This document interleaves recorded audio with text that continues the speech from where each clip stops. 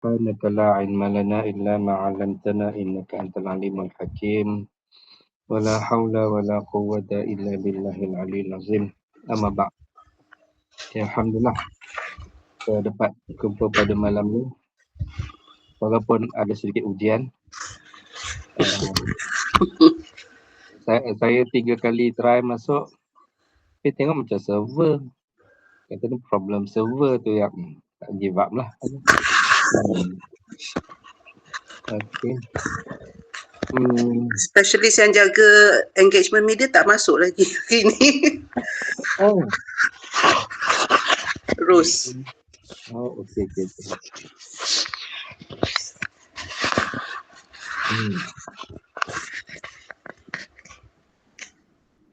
Saya okey nak guna Google Meet pun boleh, Microsoft Teams pun boleh.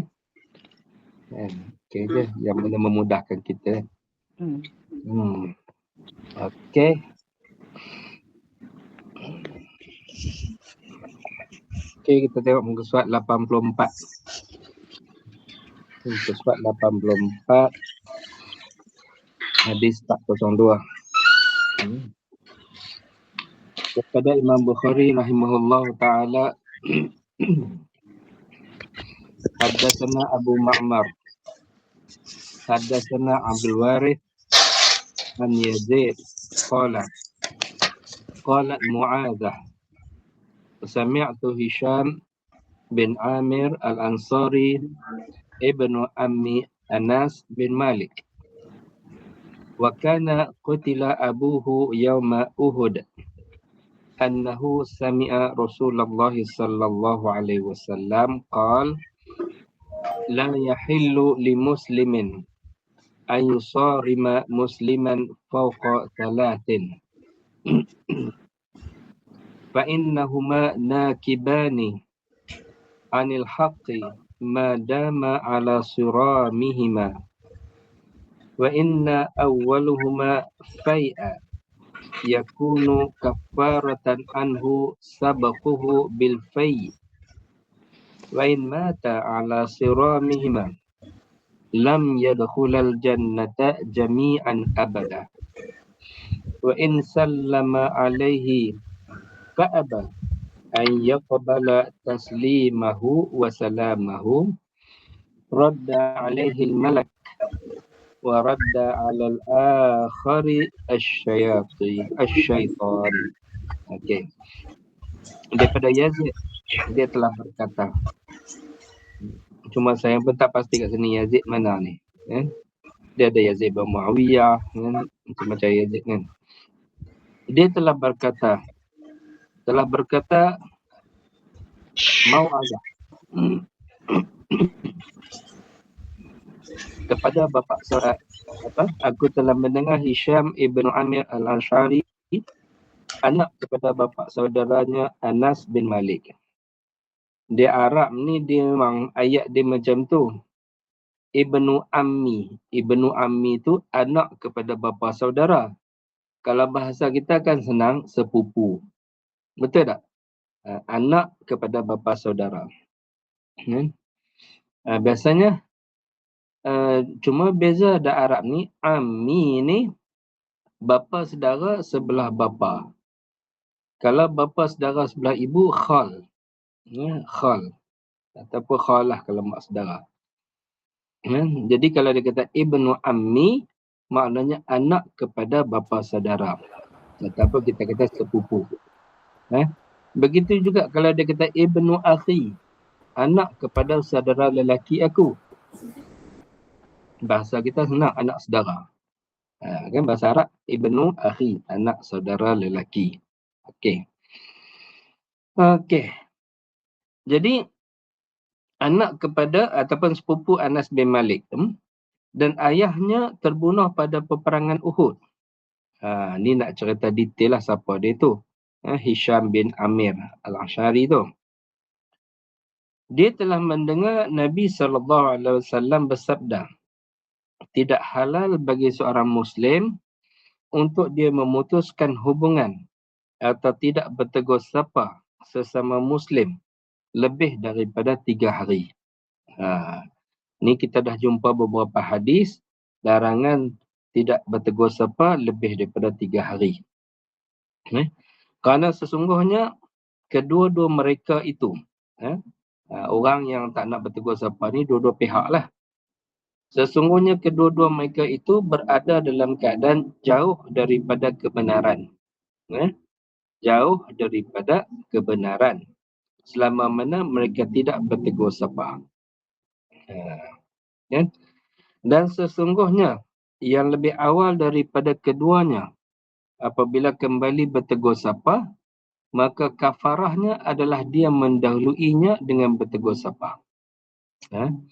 Dia bila masing-masing tak bertegur sapa ni, sebenarnya dua-dua salah. Jadi nak tebus kesalahan itu, hendaklah salah seorang memulakan terlebih dahulu. Maka siapa yang memulakan, tegur dulu, maka sesungguhnya dia telah selamatlah. Maknanya telah terbayarlah akan dosanya tadi. Dan jika kedua-dua mereka meninggal dunia dalam keadaan tidak bertegur sapa, maka kedua-duanya tidak akan masuk syurga selamanya. Okey. Kita dah baca hadis sebelum ni yang menyebut la yadkhulul jannah qati'. Tidak akan masuk syurga orang yang memutuskan perhubungan. Jadi hadis ini memberi penegasan kalau kedua-duanya masih tak nak bertegur sapa, maka apabila mati keduanya, maka tidak akan masuk syurga selamanya. Sekiranya dia memberi salam kepada satu pihak yang lain, namun dia enggan menjawab ucapan salamnya. A bagi salam kat B tapi B tak mau jawab. Maka malaikatnya akan menjawabnya. Sedangkan seorang lagi dijawab oleh syaitan. Clear hadis ni. Pengajarannya yang pertama, tak boleh tak bertegur lebih daripada 3 hari. Itu satu perkara. Tak boleh lebih daripada 3 hari. Ini tanpa sebab musabab yang munasabah. Bergaduh hanya kerana cucuk kodok umpamanya. Hanya kerana jemput-jemput umpamanya. Jadi, kalau macam cerita P. Ramli tu, goreng kangkung tak berbelacan lah. Jadi, benda yang tidak kita kata nilai tak besar mana pun, tapi bergaduh. Dalam masa yang sama, tak mau berbaik-baik.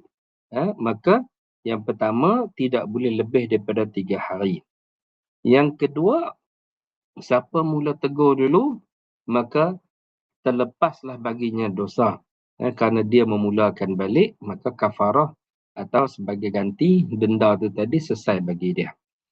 Yang ketiga, kalau tak buat juga, tak mau berbaik juga, dan meninggal dalam keadaan perbalahan, maka kedua-dua mereka tak masuk syurga. Tak masuk syurga. Yang keempat, kalau ada inisiatif satu pihak nak buat baik, dia bagi salam. Dia kalau kita baca dalam hadis yang lepas, antara 5 perkara yang menjadi kewajipan Muslim kepada Muslim yang lain adalah apabila bagi salam, wajib jawab. Bagi salam sesama kita, hukumnya harus. Sunat bagi salam, harus.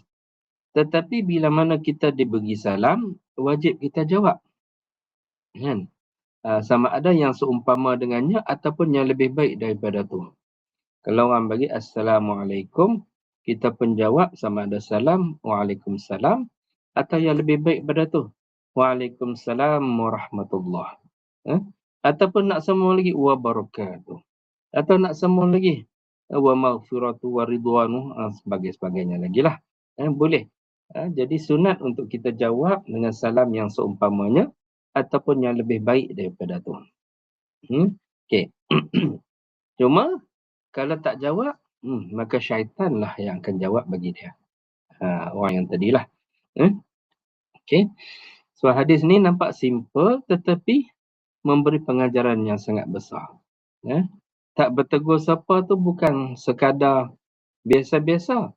tetapi implikasi dia besar. Implikasi dia besar sampai melibatkan syurga, neraka dan sebagainya. Maka yang ni kita perlu jagalah.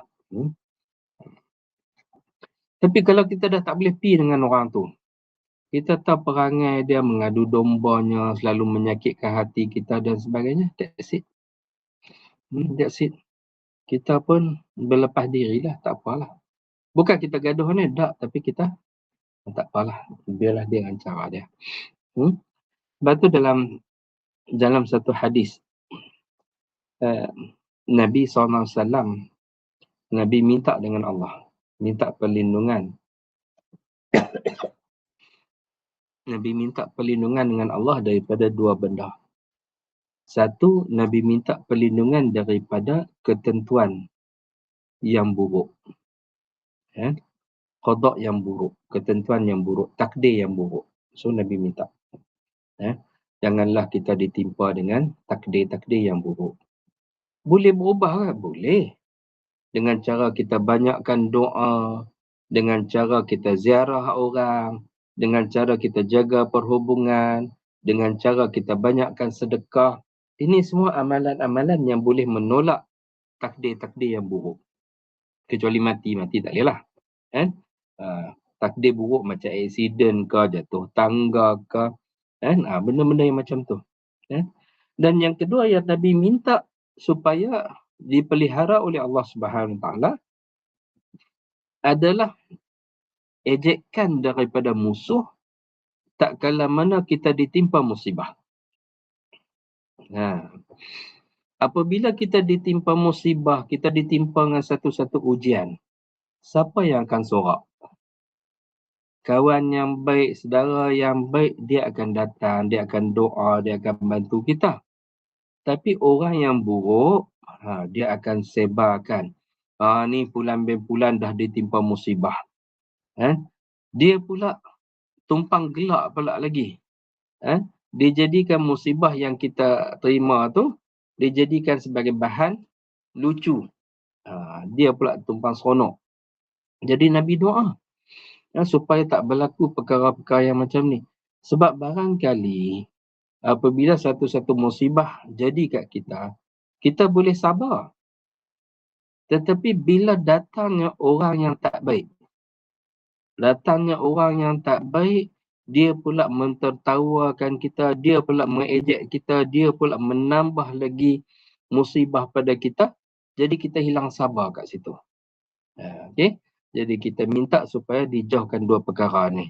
Satu, takdir yang buruk. Yang kedua, musuh yang mentertawakan musibah yang kita hadapi. Okey. Hadis seterusnya daripada Imam Bukhari. Haddatsana Muhammad bin Salam qala haddatsana Abdah an Hisham bin Urwah an abihi an Aisyah radhiyallahu anha qalat qala Rasulullah sallallahu alaihi wasallam inni la a'rifu ghadabiki wa ridaki. Qalat qultu wa kaifa ta'rifu dhalika ya Rasulullah? Qala innaki idza kunti radiyatan qulti bala wa rabbi Muhammad wa idza kunti sakhitatan qulti la wa rabbi Ibrahim. Qalat qultu ajal lastu uhajiru illa ismak. Daripada Aisyah radhiyallahu anha, beliau telah berkata, Nabi SAW telah bersabda, sesungguhnya aku mengenali keadaan marahmu dan redamu. Nabi kata ke Aisyah bahawa Nabi tahu bagaimana masa bila Aisyah tu marah dan masa bila dia tak marah. Kemudian Aisyah pun kata, bagaimana engkau tahu mengenali yang demikian itu, wahai Rasulullah? Macam mana Nabi boleh tahu dia marah ke tak marah? Adakah pada memek muka dia ke? Rupanya Nabi kata macam ni. Sesungguhnya apabila engkau redha, apabila engkau tak marah, engkau redha, engkau suka, engkau akan sebut bahkan demi Rabb Muhammad. demi Tuhan Muhammad. Bahkan demi Tuhan Muhammad. Tetapi apabila engkau marah, engkau akan kata tidak, demi Rabb Ibrahim, demi Tuhan Ibrahim. Tuhan Muhammad, Tuhan Ibrahim sama tak? Sama. Tuhan Nabi Muhammad dan Tuhan Nabi Ibrahim sama. Tak ada apa pun, sama benda tu. Kedua-duanya sama. Berimankan kepada Tuhan yang sama. Tetapi di sini cara Aisyah sebut. Bila dia marah, dia kata bahkan ataupun demi Tuhan Muhammad. Sebab apa? Yalah, itu yang dia paling sayang pun. Dia sebutlah nama orang yang dia paling sayang. Tuhan Muhammad.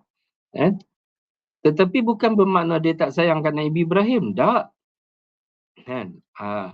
Tetapi kalau kita lihat, Nabi Ibrahim AS antara Nabi yang banyak menerima ujian.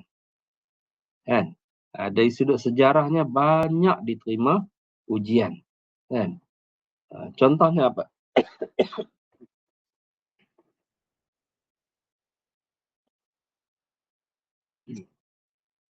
Nabi Ibrahim AS. Quran sebut wa idh qala Ibrahim li abihi Azar. Ketika mana Ibrahim berkata kepada bapaknya Azar. Jadi di sini ulama tafsir ada katakan nama bapa Nabi Ibrahim tu Azar. Dan ada kata tu bukan nama dia tetapi gelaran. Nabi Ibrahim diuji dengan satu ujian kalau bagi kita tak tahu sama ada kita boleh bertahan ataupun tidak. Seluruh institusi yang ada, seluruh masyarakat yang ada pada ketika itu menyembah berhala. Tetapi Ibrahim AS, dia seorang-seorang terkontang-kanting. Dia tak sembah berhala. Dia tak sembah berhala. Walaupun ayah dia, keluarga dia terlibat dengan industri pembinaan, pembuatan berhala, tapi dia tak benar. Dia diuji dan dia sabar dengan perkara tersebut. Dari sudut sejarahnya, mana ada kalangan manusia yang dicampakkan dalam unggun api yang sangat besar macam Ibrahim AS. Tetapi dia dicampakkan dalam keadaan yang demikian sehingga kan Allah Subhanahu Wa Taala perintahkan kepada api. Kita tahu bahawa sunan ilahi ataupun sunnah ilahi itu api tabiatnya membakar. Tetapi Allah perintahkan bardan wa salam. Supaya api itu sifatnya yang membakar tadi bertukar menjadi sejuk dan sejahtera. Tak pernah lagi. Kalau kita tengok ialah cerita Ashabul Ukhdud pun dikoreknya apanya parit dinyalakan api dicampak terjun ramai-ramai dalam tu. Ini tak Nabi Ibrahim nyalakan unggun api yang besar dilontar dengan menjanit pula lagi sampai macam tu keadaannya. Dan setelah daripada tu pun kita tahu Nabi Ibrahim AS Allah perintahkan pula supaya bawa isteri dengan anak kecil daripada bumi Palestin bawa pergi tinggal di Mekah, kawasan yang tak ada penduduk, kawasan yang kering kentang, tak ada apa. Tetapi isteri ni dia tanya kat Ibrahim. Bila Nabi Ibrahim pusing balik tak tinggal mereka, dia tanya, adakah ini arahan daripada Tuhanmu? Dia kata, ya. Ya, ini Tuhan, arahan daripada Tuhan. Maka isteri tadi pun yakin dan percaya kalau itu adalah arahan daripada Allah, maka Allah tidak akan mensia-siakan mereka. Sampai macam tu. Jadi banyaklah ujian yang ditimpakan kepada Nabi Ibrahim AS. Jadi di sini bukanlah bermakna kata-kata Aisyah ni dia membezakan antara Tuhan Muhammad dengan Tuhan Ibrahim. Tak, tetapi lebih tegas kat sini. Tidak, demi Tuhan Ibrahim. Kita tahu cabaran Ibrahim itu lebih banyak. Maka Aisyah pun berkata, benar, tidaklah aku menjauhi kecuali namamu. Maka Aisyah pun, dia kalau dalam bab-bab yang baik apa semua, dikaitkan dengan nama Nabi. Nabi Muhammad. Disandarkan kepada nama Nabi Muhammad sallallahu alaihi wasallam. Okey. Okey. Bab seterusnya. Bab man hajara akhahu sanatan.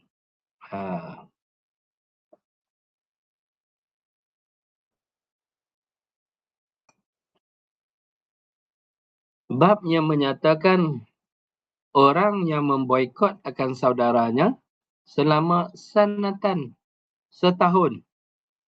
Kita dah baca beberapa hadis yang setakat 3 hari. Tetapi ini sampai kepada setahun.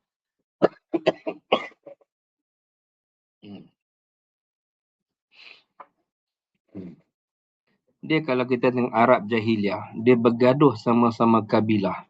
Kadang berpuluh-puluh tahun bergaduh. Bergaduh berpuluh tahun. Bukan setakat tak bertegur sebab bergaduh. Kerana tabiat mereka damun bidamin. Darah balas darah. Macam tu. So, hadis ini nak cerita tentang orang yang tidak bertegur sapa saudaranya dalam tempoh setahun. Daripada Imam Bukhari rahimahullah ta'ala. Haddasana Abdullah bin Yazid. Qala. Haddasana Haywah. Qala. Haddasani Abu Uthman Al-Walid bin Abi Al-Walid Al-Madani. Anna Imran bin Abi Anas haddathahu. An Abi Khirashin. An Abi Khirashin As-Sulami. Annahu sami'a Rasulullah sallallahu alaihi wasallam yaqul. Man hajara akhahu sanatan fahuwa bisaffaki damihi. Daripada Abu Khirashin As-Salami. Dia berkata bahawasanya dia telah mendengar Rasul sallallahu alaihi wasallam bersabda, barang siapa yang boikot saudaranya selama setahun, maka dia seumpama menumpahkan darahnya. Okey. Siapa yang tak bertegur dengan saudaranya selama setahun, dia seumpama menumpahkan darahnya. So dalam hal ini saudara di sini merujuk kepada saudara seagama. Saudara seagama. Jadi menumpahkan darahnya di sini, hal ini bermaksud bertambah dosa. Dan bukan pada kadar dosa. Maknanya apabila dia tak bertegur sapa, okey, bukanlah kita kata kadar dosanya kadar dosanya itu seumpama menumpahkan darah. Tak. Tetapi ini membawa maksud bertambah dosanya. Bertambah dosanya. Ini dalam bab memutuskan persaudaraan. Jadi nak hapus dosa macam mana? Banyak cara-cara. Ini nak buat korban ni pun, kan? Kalau Nabi sembelih sendiri kibas tu. Nabi tekan dengan kaki dia sebelah, Nabi sembelih sendiri kibas. Kalau kita tak ada kekuatan, kita ada keuzuran, kita tak ada kekuatan nak sembelih, Nabi kata ke Fatimah, bangun Fatimah. Tengok sembelihan kamu, tengok korban kamu.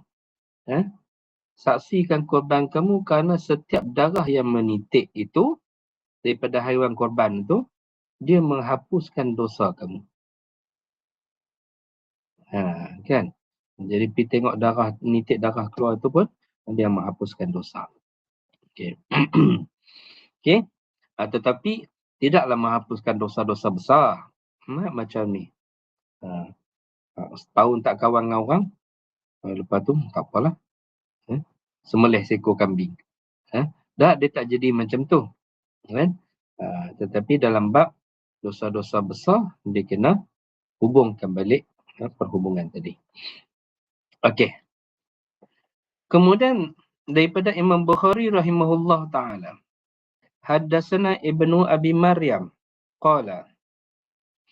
akhbarana Yahya bin Ayyub qala haddatsani Al-Walid bin Abi Al-Walid Al-Madani anna Imran bin Abi Anas haddathahu anna rajulan min aslama min ashabin Nabi sallallahu alaihi wasallam haddathahu anin Nabi sallallahu alaihi wasallam qala hijratul muslimi sanatan kadamihi. Wa fil majlisi Muhammad bin Munkadir wa Abdullah bin Abi Attab wa qala qad sami'na hadha anhu. Daripada Al-Walid ibnu Abi Al-Walid Al-Madani, bahwasanya Imran ibnu Abi Anas telah menceritakan kepadanya bahwasanya seorang lelaki dari Bani Aslam, min Aslam, merujuk kepada Bani Aslam, daripada sahabat Nabi SAW. Menurut Ibn Hajar di dalam Takrib, Takrib ni nama kitab, nama kitab yang ditulis oleh Ibn Hajar Al-Asqalani. Ibn Hajar Al-Asqalani merupakan seorang pengarang yang hebat. Antara kitab yang besar yang ditulis oleh Ibn Hajar Al-Asqalani adalah syarahan kepada Sahih Bukhari. Berbelas-belas jilid, berbelas-belas jilid kitab Sahih Bukhari itu. Ataupun dia bagi nama Fathul Bari. Nama kitab tu adalah Fathul Bari. Itu adalah karangan Ibn Hajar Al-Asqalani. Di sini At-Taqrib juga adalah karangan beliau. Okay. Jadi dalam hadis ini tidak dinyatakan siapa lelaki daripada Bani Aslam tu. Tetapi Ibn Hajar kata yang dimaksudkan di sini adalah Abu Qirashi. Abu Qirashi. So dia berkata, Nabi SAW telah bersabda, memboikot seorang Muslim setahun adalah seumpama menumpahkan darahnya. Hijratul Muslim sanatan kadamihi. Meninggalkan seorang Muslim selama setahun, seumpama menumpahkan darahnya. Okay. Dan di dalam majlis tersebut, maknanya ketika mana dia riwayatkan hadis ni, dalam satu majlis tu, ada Muhammad ibn Munkadir dan Abdullah bin Abi Attab. Lalu keduanya berkata, sungguh kami telah mendengar ini daripadanya. Dalam proses periwayatan hadis, di sini kita nampak ada sokongan-sokongan. Ada satu-satu periwayatan yang disokong oleh pihak-pihak yang lain. Dia kata, betul kami dengar hadis ni. Macam tu. Yang tu semua diambil kira. Secara akademik diambil kira untuk penentuan status satu-satu hadis. Okey. Kemudian bab seterusnya. Jadi ni hadis tak banyak kat sini.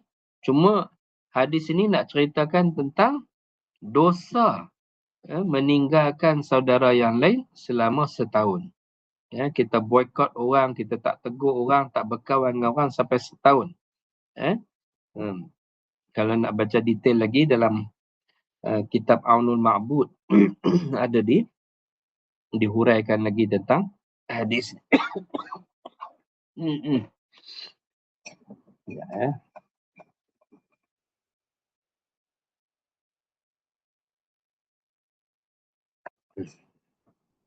Okey. Soalnya bab muhtajirain. Al-muhtajirain. Bab yang menyatakan dua orang yang tidak bertegur sapa. Ruwetnya sama hajara tadi. Hajara tu kita terjemahkan hajarut. Hajar ni dia diterjemahkan kat sini sebagai boikot. Tetapi bila dia ada penambah mim kat depan, muhtajir maknanya orang yang memboikot. Tetapi dia tambah ya dengan nun kat belakang, muhtajiraini, dia bermaksud dua orang yang saling tidak bertegur sapa. Tapi wordnya asalnya adalah hajarah lah.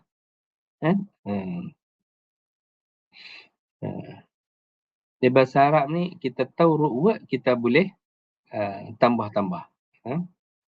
Hubbun, sayang. Mahabbatain, dua orang yang berkasih sayang. Macam tu. Okay. Daripada Imam Bukhari rahimahullah ta'ala, Haddatsana Ismail, qala, Haddatsani Malik, an Ibn Shihab, an Atta' bin Yazid al-Laythi, an Abi Ayyub al-Ansari, anna Rasulullah sallallahu alaihi wasallam qala, la yahillu li muslimin an yahjura akhahu fawqa thalathati ayyam yaltaqiyani فيعرض هذا ويعرض هذا وخيرهما الذي يبدأ بالسلام. Kan? Kita dah pernah baca dah hadis ni. Daripada Abu Ayyub Al-Ansari, bahawa Nabi telah bersabda, tidak halal bagi seorang Muslim untuk dia memutuskan hubungan atau tidak bertegur sapa dengan saudaranya lebih daripada 3 hari. Kedua-duanya saling bertemu. Lalu seorang berpaling ke sana, seorang berpaling ke sini. Dan yang sebaiknya antara mereka berdua adalah yang memulakan dengan memberi salam. Yang terbaik adalah orang yang memulakan.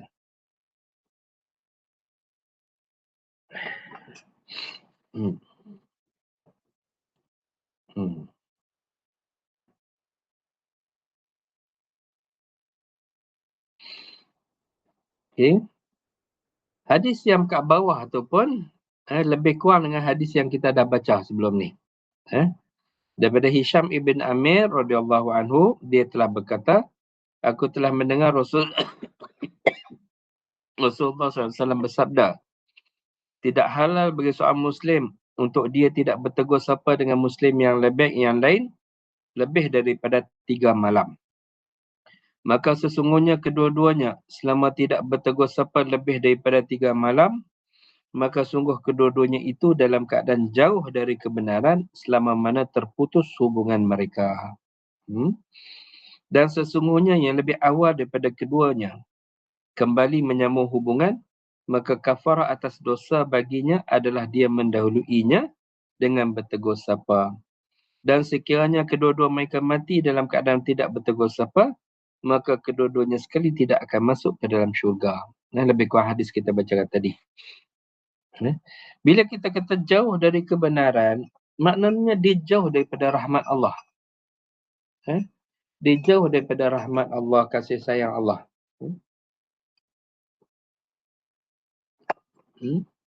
Sebab kita hidup atas dunia ni, kita nak ke dalam keadaan radiyatan mardiyah. Okay? Kita saling redha meredai antara kita dengan Allah. Okay? Kemudian bab seterusnya. Bab syahna'i. Bab yang menyatakan permusuhan ataupun dendam. Syahna' dalam bab dendam.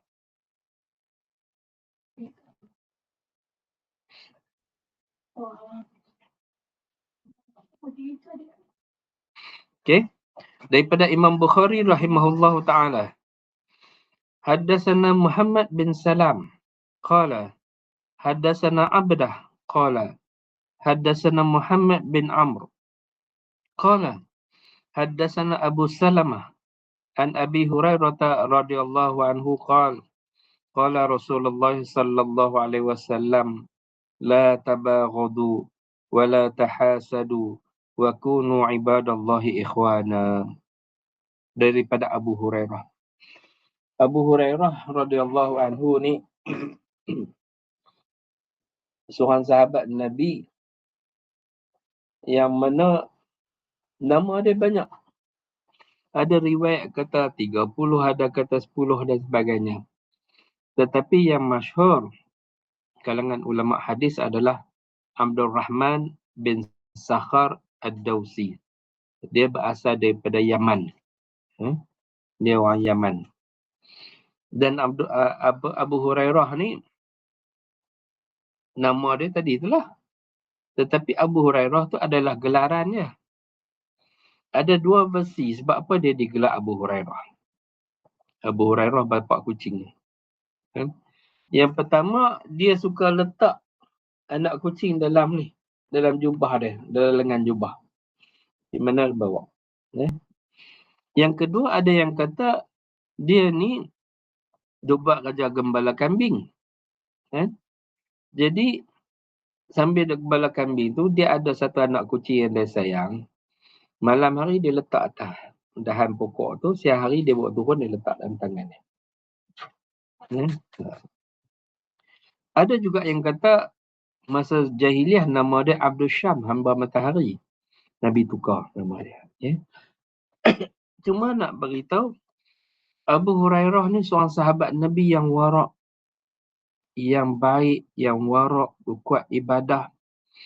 Dan dia termasuk kalangan orang yang susah atau disebut ahli sufah, yang duduk kat berhadapan pinggiran Masjid Nabi tu.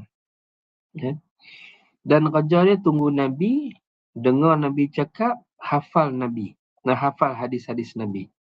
Sebab tu kalangan sahabat Nabi, dia yang paling banyak meriwayatkan hadis. Ada rekod yang menyatakan lebih 5,300 hadis yang diriwayatkan oleh Abu Hurairah.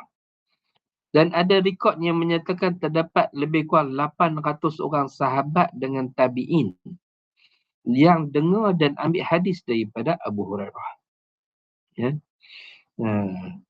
Itu kehebatannya. Tetapi hujung-hujung hayat dia meninggal umur 78 tak silap. Tapi hujung-hujung hayat dia banyak menangis. Orang tanya, pasal apa hang duduk menangis ni? Takut mati ke? Dia kata tak. Tapi dia rindu kat Nabi. Dia banyak nangis sebab dia rindu kat Nabi. So dia pun meninggal dunia. Macam tu.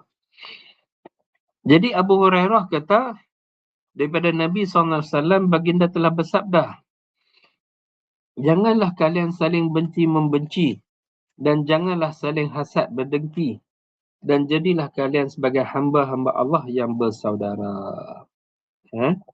Kita tengok, la tabaghadu. Tabaghadu, saling benci-membenci. Wala tahasadu, jangan saling hasad berdengki. Ni dua-dua pihak ni. Jangan benci-membenci, jangan saling berdengki, tetapi wakunu, jadilah kamu ibadallahi ikhwana, hamba-hamba Allah yang bersaudara. Kita kalau orang bagi gelaran hamba, hamba makan, hamba minum, hamba harta, hamba dunia, kita marah. Tetapi bila diletak hamba Allah, kita suka. Hamba Allah itu adalah orang yang taat kepada Allah. Apa yang Allah suruh, kita taat kepada Allah. Itu adalah hamba Allah. Jadi Nabi pesan, jangan duk bergaduh, jangan duk berdengki. Tapi jadilah kita kalangan hamba-hamba Allah yang bersaudara, yang sentiasa jaga hubungan. Kalau kita tak suka pun, kita bangun je, kita tinggalkan. Jangan duk balah-balah dengan orang. Okay? Wallahu a'lam bissawab. Kita ada berapa minit ni, kita buka untuk discussion. Saya tak larat nak cakap dengan orang.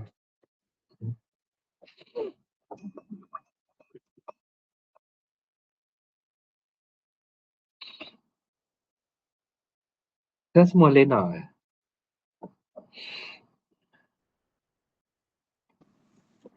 Ustaz, kalau dalam hal rumah tangga, Ustaz. Kalau suami kita buat hal, Ustaz, lepas tu kita marahkan. Lepas tu kita tak tegur siapa, tu macam mana, Ustaz?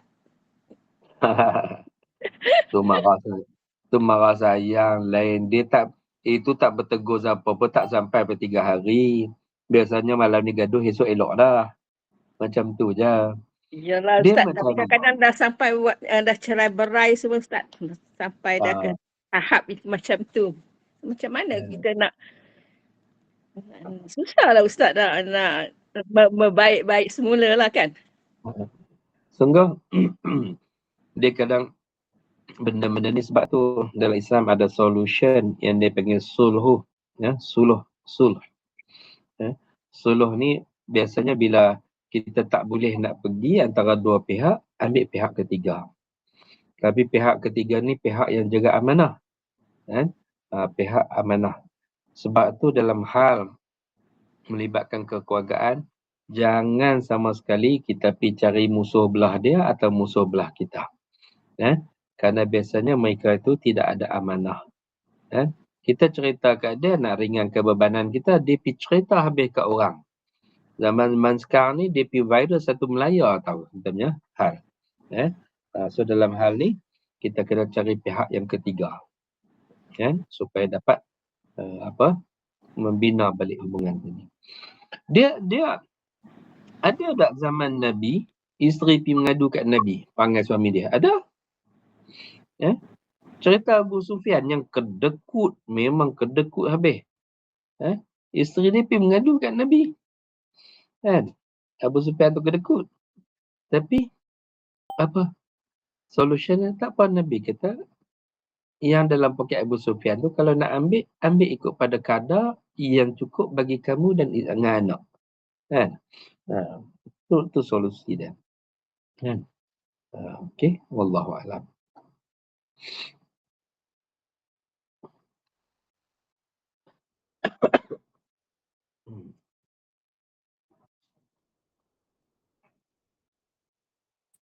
Ustaz, ini mengenai saudara seagama. Kalau kita bergaduh dengan orang dari agama lain, macam mana pula? Okey, yang banyak kita baca tadi hubungan sesama seagama. Dia ada pun orang lain, hubungan kemanusiaan, Islam meraih hubungan kemanusiaan. Maknanya Islam meraih, membenarkan, menjaga hubungan sesama manusia. Termasuklah kalau dengan mak kita yang bukan Muslim pun kena santuni, kena jaga. Kawan kita yang non-Muslim kena jaga. Tak boleh saja-saja nak sakiti hati mereka. Tak boleh saja-saja nak bergaduh dengan mereka. Tak boleh. Sebab Nabi santuni jiran-jiran yang lain. Hatta bila mana sahabat berjumpa dengan Nabi, bawa ni daging sepinggan pikat Nabi. Wahai Rasulullah, ni jiran aku ni bagi, boleh makan tak makan? Jiran yang ada sekeliling Nabi masa tu, sahabat-sahabat, bukan semuanya Muslim. Ada yang musyrik, yang syirik, ada yang Yahudi, ada Nasrani. Tetapi cara Nabi maknanya suruh kita ra'i jiran tu. Bila dia bagi, Nabi kata, Bismillah, makan. Sampai macam tu. Punya nak jaga hubungan sesama kejiranan ini. Meraihkan kejiranan ini. Sebab tu Nabi pesan, kalau masak sesuatu, lebihkan kuah. Ni kalau masak sup, lebihkan kuah lah. Supaya dapat bagi kejiran dan sebagainya. Walaupun non-Muslim, ya walaupun non-Muslim. Okey?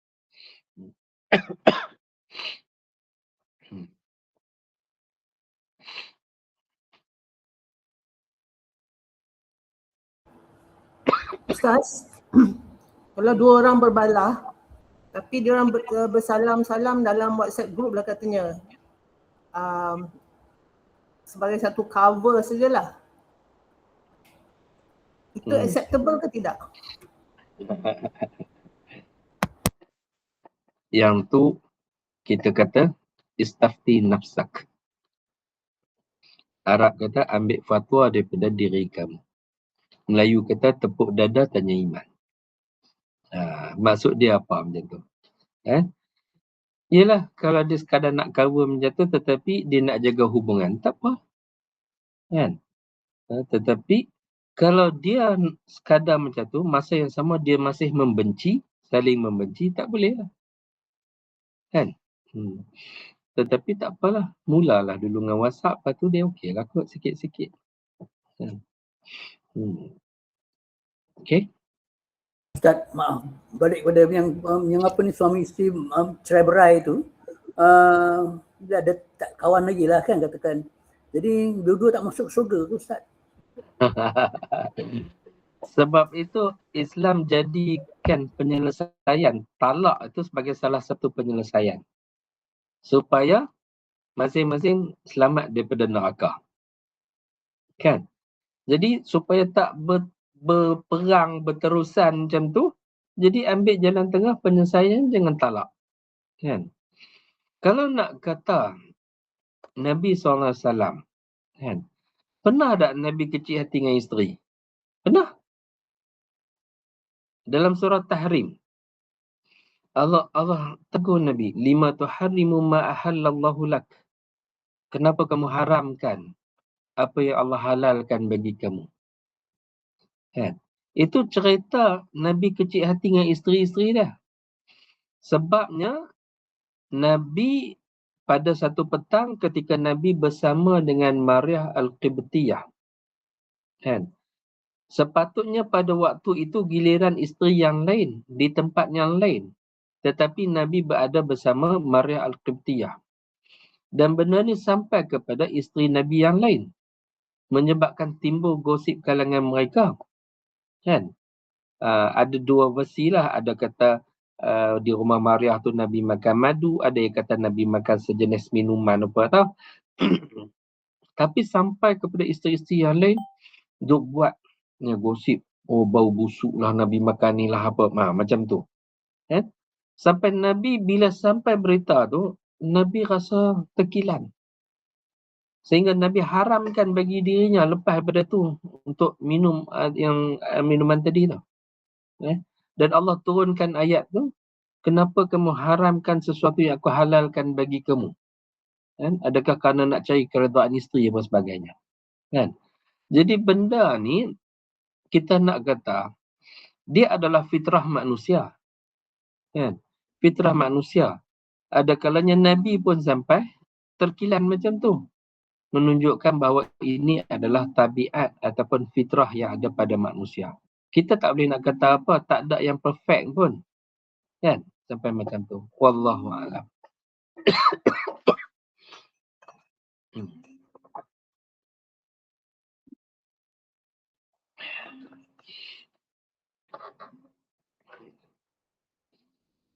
Okey.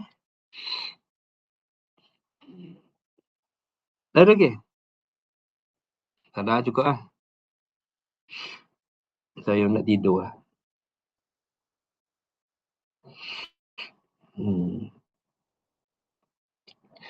Sorry tak larat ni.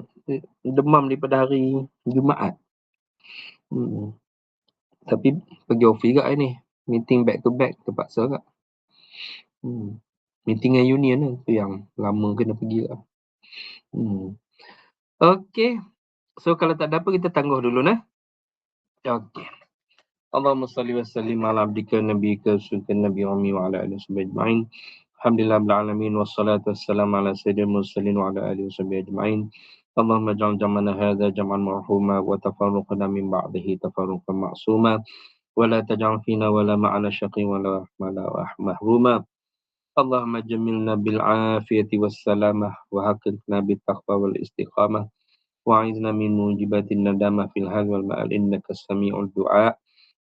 واغفر لنا ولوالدينا ولمن أحبنا فيك ولمن أحسن إلينا ولمن كان له حق علينا ولجميع المسلمين والمسلمات برحمتك يا أرحم الراحمين.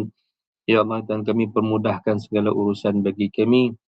Jika ada kalangan kami yang sakit, maka kurniakanlah sebaik-baik kesembuhan kesihatan kepada mereka.